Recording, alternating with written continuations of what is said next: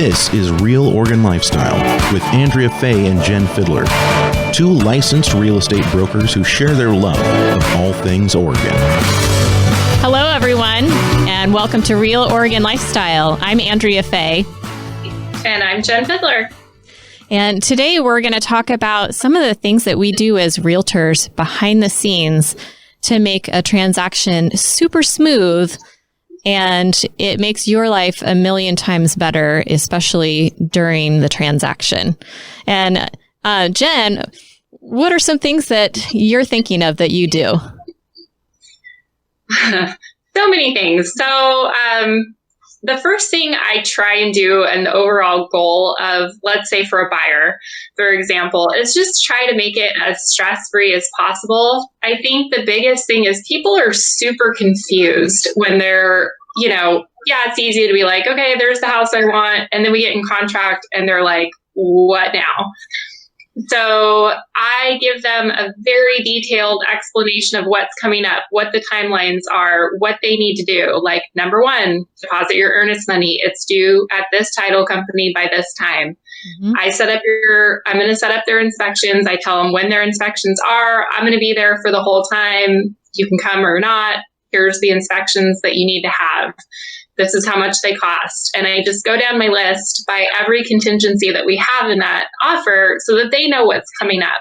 Mm-hmm. They may or may not pay attention to that. A really big one that I have to kind of, state that you have to do is deposit your earnest money. I'll come get it from you if you need the help getting to the title company, whatever.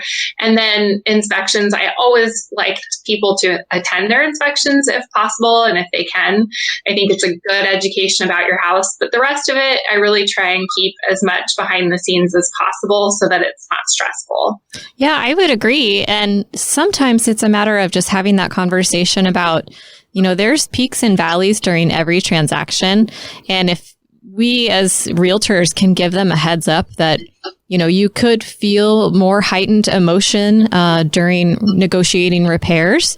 As long as they kind of have that coming up, then they know, and then they don't get quite as frazzled, and they can really, kind of have a good head on their shoulders when they're making decisions. Would you agree with that?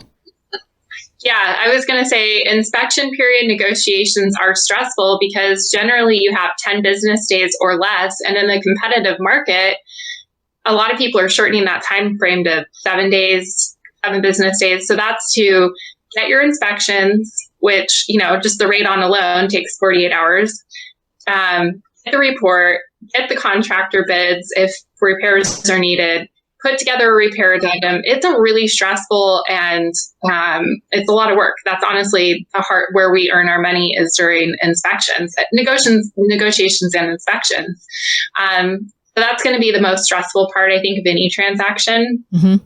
I would agree. And I think that people don't realize, as far as the negotiating repairs goes, that is one of the hardest parts of any transaction, just due to the fact that there's so much emotion involved, especially with residential real estate. You've got a seller that owns the home. The seller has usually, put some work into the home, or they have a lot of pride in ownership. And so then if, when that inspection comes along and there's a flaw in the house, there's flaws in all homes, but that seller is going to be like, oh my gosh, like my house doesn't have flaws. And, reality check, when that comes out, it does have flaws, and that's okay. But the buyers on their end are going through their set of emotions too. Like, oh my gosh, am I making the wrong decision? This house has flaws. And so it's our job to, to communicate what's going on. And most of the time, all these flaws are navigable. Yeah, I would agree. And I think that's one of the things that I really try and set people's expectations for, and why I go to all the trouble of getting contractor bids and things like that. Let's just say, for example, I had a listing, I was helping a buyer and the house had mold in the attic. Well, people hear mold and they freak out, and it's easy. It's first of all, it's very, very common in Oregon, but it's really easy to remediate for any contractor that's familiar with how to do it correctly. And in that case, it was adding additional venting and then treating the mold and encapsulating it. Mm-hmm. My buyer thought for sure that was going to be a $6,000 deal, and the seller was like already putting up resistance about it. It was a $2,200 deal, and it came with a 5-year warranty. Mm-hmm. So there's most of these items can be negotiated, and like you said, are easy to navigate through. Mm-hmm. I actually have a great example of that too. Not of mold, but I have it's actually a transaction that's going right now, but one that had LP siding that was older, and the LP siding, not all of it is bad. It's the late 90s is when they started making changes to the LP siding, and it's a much better product since the late 90s. But anything that's prior to that should be questioned. And so this one had some of the older stuff on it. But luckily, when I looked at it, I didn't see that a lot of the siding was bad. I could see there was maybe 1 or 2 boards on the lower parts of the siding that may be in question. So that's exactly right. We went out and had a contractor come look at it, and my buyer initially was like, oh my gosh, all the siding is going to have to be replaced. That's going to be expensive. It turned out to be about $1,000 to replace some of the lower boards, and that was it. And we were able to negotiate that, and everything's working out. They're still getting the house. Yeah. And, that's where we really kind of earn our value, is that back and forth with the other agent that we're cooperating with. And, like I said, coordinating, getting bids, kind of advising everybody. I mean, obviously buyers don't want to go into a house and have to pay thousands of dollars, and sellers don't generally want to fix their houses, but there's usually a balance in between. And I think the biggest thing to realize is, health, safety issues, sure, those are, big ticket items that need to be taken care of. Yes. But, you knew that the carpet was green when you wrote the offer on the house. Those are things we can't negotiate later. Mm-hmm. So, it's really important to kind of focus on things that are going to be big ticket items or health and safety. Yeah, I totally agree on that. There's other things that I think that we do as well that buyers don't, buyers and sellers don't really see. And that is we have to go through the preliminary title reports. When those come out, we read those. It's not just a report that comes from the title company that we just, snooze and just browse through and that's it. We actually have to read those to make sure, especially on rural property, we want to know about easements. We want to know about anything that's funky. Is there some kind of a shared easement with a neighbor that, maybe someone didn't disclose? Or I had one that was a neighbor actually had an easement to be able to, to get water off of a stream off of a neighbor's property. So, there's little things like that sometimes we don't find out until we read the title report. Yeah, reading the title report's a big one. And sometimes there's judgments against one of the parties that need to be cleared off of title. I've had a couple of cases where the judgment was so large that, it was going to be, I had a federal tax lien of a couple $100,000, and we had the seller, and they didn't disclose that to us, and they didn't make any money on their house, but they got their federal tax lien paid off. And, those are things that we're looking for in the title report that people don't even think about, that could be issues down the road. The appraisal, we're masters of getting things to appraise and, giving information to the appraisers to make sure that the contract price and the appraised value matches. If I'm the contact, whether I have the buyer or the seller for the appraiser, I always make sure that they have a full copy of the contract with all the addenda that goes with it. And I make sure that they have comps. And there's any, for example, I had a seller last week who put probably about $180,000 into their house. So I gave him a detailed list of all of the updates that the seller had done. So we're doing those kind of things to make sure that the transaction goes smooth as well. That is very true. And some of those conversations are things that, the buyers or sellers may never know that we've had with the appraiser or with the title company. It's just things that we do to protect them without them ever even knowing. Yeah, absolutely. Sellers' property disclosures, that's another way. I always review those. If there's anything funky that gets disclosed on the seller's property disclosures, I'll do more investigation either with their agent or, it could be something that I need to contact the title company to figure out, especially in regards, like you mentioned, to easements and things like that. But we're also reviewing those and making sure there's no red flags, or if there is a red flag, we're looking into it. And then we're also advising our clients on how to handle certain situations. Mm-hmm. Just from an outsider's view, you guys, you also kind of have to be like, I don't know, home buying therapists in some way, because when you're buying a home, it's so much more personal than a commercial property. This is my home, and vice versa. This is my potential home. And there's so much emotion there. And I've always looked at realtors as like that buffer. We kind of are that buffer. I think that's a great way of saying that, because we're not licensed counselors, but we get to hear all kinds of emotion that is wrapped up into whatever part of the transaction we're in. It's usually repairs. That's the one that's the most emotional. Sometimes people just get stuck on a certain number, a dollar amount or something that they're trying to negotiate on.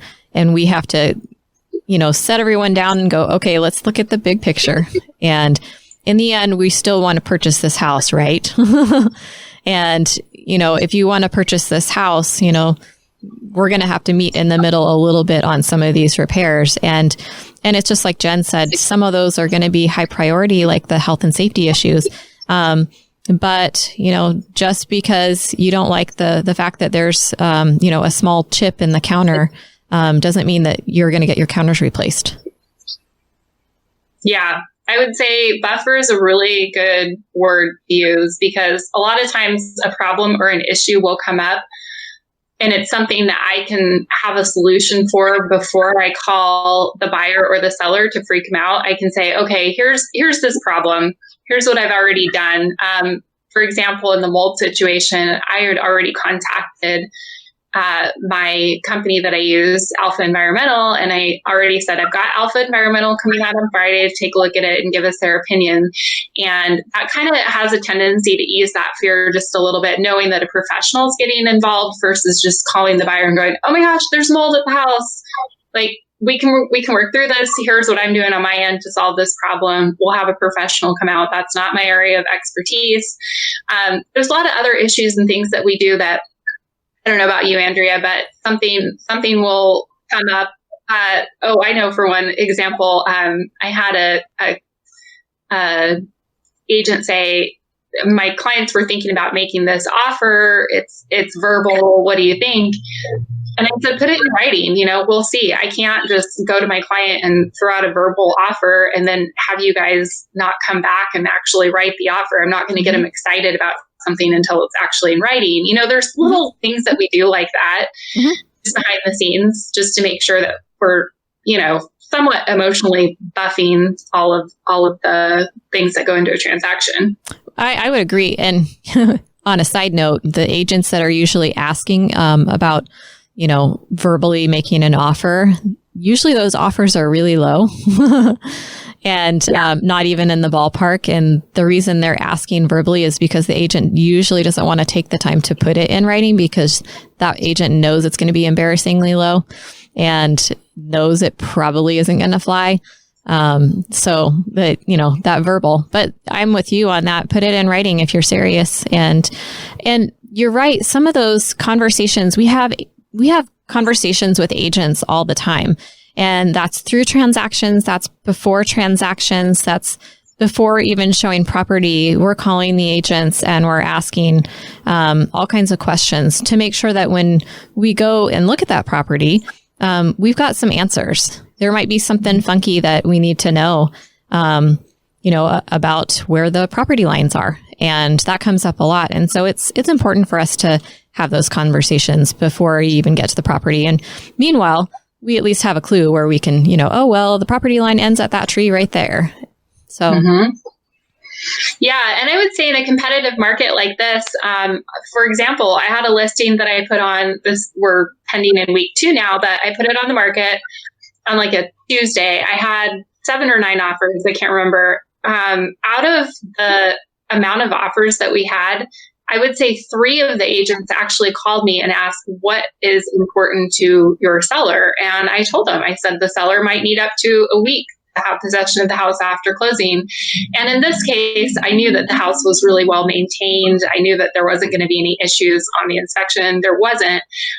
And, 90% of the time it comes down to whatever the highest bid is. And it always comes down to money, but not in all cases. Sometimes there's a different factor that could win an offer. And I was amazed at how many agents just wrote an offer and didn't even bother to call me and ask what was important to the seller. So a good agent will ask those kind of questions of the listing agent when representing buyers. Oh, I totally agree. And I've had all of a sudden, I didn't even know, that they were writing an offer at all. And then you look in your inbox and there's an offer there. And that agent never asked anything about what was important to the seller. And there are agents out there that, when you're dealing with multiple offers and you're in a competition, you're basically in a competition to get this house. And wouldn't you want to put your best foot forward if you're going to take the time to write all these things out and you're going to get your buyer's hopes up for putting in an offer? You might as well have your ducks in a row and write something that's going to be, that's going to at least make the seller appeal to it. Mm-hmm. Yeah, I would agree. And kind of back to just the whole process of things that we do behind the scenes. We're also going to communicate with your lender, make sure that they have all the documents, make sure that, certain timelines are being met on their end, make sure the appraisal's been ordered when it needs to be ordered, make sure that, loan docs are out, prior to closing dates, usually a couple days before, make sure that they've sent the closing disclosure, things like that. And good lenders usually communicate and keep in contact with the agents, but sometimes I've had it where the lender doesn't communicate with me at all. And I'm the one kind of following up going, okay, we're coming up on a week away from closing. What's happening? Where are we at with this? So we're also kind of, the masters of making sure that everything comes together on the date it's supposed to. Yep. That is so true. Yeah. If you really look at the big picture, there's a whole team of people that we're talking to behind the scenes, and, buyers really don't even have a clue most of the conversations that we've had. And it's all for their benefit. Can I just ask on a personal note, how often do you find yourself like mitigating issues that the other realtor has brought? That happens sometimes. I think that for the most part, I think most agents are just trying to do a good job for their client. There are occasionally you come across an agent that is new or just doesn't have experience with a, certain type of property or something. And they're just trying to make their way through just like everybody else is. Definitely interview people before you start working with a realtor. And you'll find out pretty quickly which ones are experienced and which ones are not. But yes, we do have to deal with that sometimes. And it's, really in real estate, most everything can be fixed. If there was something that needed to be fixed, most of the time it can be fixed, 99.9% of the time. Well, guys, part of the reason I'm asking that is because we have kind of a spicy listener question today. Joe writes, how is the most tactful, or what is the most tactful way to fire my realtor? We're just not getting along. Ooh. Well, so long as they haven't signed any kind of buyer broker agreement, they should be able to just send something in writing to their realtor saying that, they are no longer going to be working with them. And that should be sufficient. But again, it depends on if they've signed a buyer broker agreement. And on buyer broker agreements, there's usually a timeline on when that buyer broker, that broker is working for that buyer in that time frame. And any transaction they put together, that broker could get a cut of that transaction. So we as realtors, we always like to ask before we work with people to make sure that they're not working with somebody else, because people get confused about how real estate works. And we do, we put our time and effort in on buyers, and we expect, to not get paid until after it's closed. We find them a home, we go through the transaction, and at the end we get a commission out of that. But, and buyers don't see that side of it. And so sometimes it's easy for them to get confused and go, well, I'm going to go have this realtor let me in this house. And then at this time, I'm going to have another realtor let me in this house. And those agents are all spending their time and effort to help them. So it's important to actually choose a realtor. I would agree. And I would say the biggest thing is, I've been, I don't know, quote unquote fired, or they met somebody else or whatever, and I never heard from the person again. Don't ghost your realtor. Our feelings aren't going to get hurt. If we're not a match and if we're not, jiving, or there's something that they feel like I'm not doing, I'm never going to hold somebody to working with me, but don't ghost me. I think that's probably the most rude thing in the entire world. Just be upfront. And, obviously our feelings don't get hurt after, especially being in the business as long as you and I have. Mm-hmm. We don't take it personally. It just is what it is. We don't. And it's just, everyone has to make their decisions for themselves. Everyone has personal reasons for what they're doing. And it's a business transaction, and one of the biggest transactions that you'll ever make. So if you're not comfortable with your realtor, that's a big issue. That's a lot of money to be uncomfortable with one person. Agreed. Yeah. Okay, so it's not Tinder. You don't have to ghost them. Nope, you do not have to ghost. Your agent, should be professional enough to handle it and say, thank you for letting me know and best wishes. That should be. That's in a perfect world. We might cuss at you under our breath like any normal person would, but we'll get over it. Yeah, but you'll never know. I have to admit, I always feel like the bad client, because I'm like, man, I'm asking so many things and I'm just wanting so many different things. Full disclosure, Andrea, you were our realtor here, and I really felt bad because, we shot a couple of the homes down that you first showed us. And then when this one came around, it just seemed like a perfect match to me. I know that my wife took some convincing, but at the end of the day, we ended up with a home that we're really happy with. Yeah. I would prefer that people ask a ton of questions, rather than not asking questions and then, freaking out because they didn't get their questions answered.